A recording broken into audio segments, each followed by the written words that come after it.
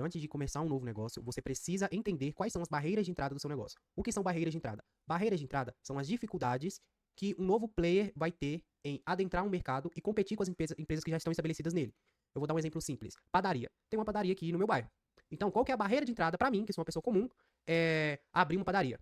A primeira barreira de entrada vai ser o ponto, o investimento, ok. Isso aí, beleza. A gente compra os equipamentos, contrata as pessoas, e aí eu abro a minha padaria num ponto comercial, ok. Isso aí ainda não é uma barreira de entrada, mas não é a principal barreira de entrada. Qual que é a principal barreira de entrada de uma padaria? A principal barreira de entrada de uma padaria é a logística avançada. Por quê? Porque uma padaria exige uma pessoa, um administrador altamente qualificado em administrar uma padaria. Por quê? Uma padaria tem as complexidades do negócio em si. Então você não pode produzir mais pão do que você deveria, porque são produtos perecíveis. Então todo dia tem que ter pão e esse pão tem que estar novo. Você não pode produzir na segunda-feira o pão da semana toda e vender pão dormido ao longo da semana. Você precisa oferecer uma variedade de produtos, bolos, coxinha, e tudo isso é perecível. Você precisa produzir na quantidade certa. Você também não pode produzir de menos e chegar ao seu cliente lá querendo comprar o pãozinho dele da tarde e não ter. Isso, por exemplo, isso é um exemplo de uma barreira de entrada. E existem diversos outros negócios com diversos outros tipos de barreira. Vamos pôr um outro exemplo, cemitério. Cemitério tem uma barreira de entrada que é em relação à regulamentação. Não é qualquer um que consegue uma autorização para abrir um cemitério.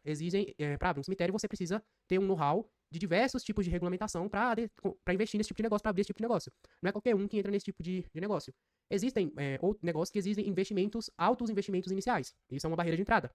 Então, você precisa entender quais são as barreiras de entrada do seu negócio para você se estabelecer e conseguir competir no mercado.